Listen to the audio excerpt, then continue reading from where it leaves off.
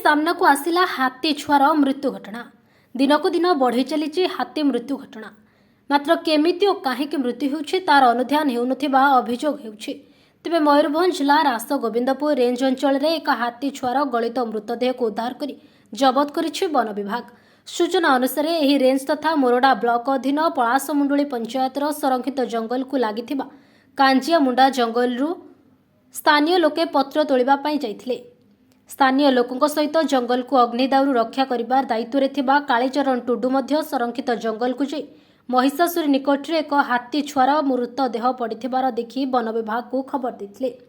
खबर पाई डीएफओ गोविंद चंद्र विश्वाल, एसीएफ मेहरबार अली और रासगोविंदपुर रेंजर घनश्याम सिंह घटनास्थल में पहुंची तदंत जारी रखिछन्ति।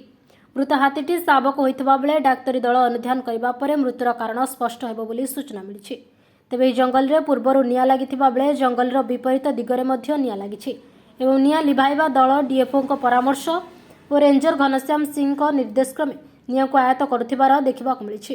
वर्तमान उक्त जंगल रे 13टी शिमिलीपाल हाथी अछंती बोली सूचना दैछन्ति रेंजर घनश्याम सिंह।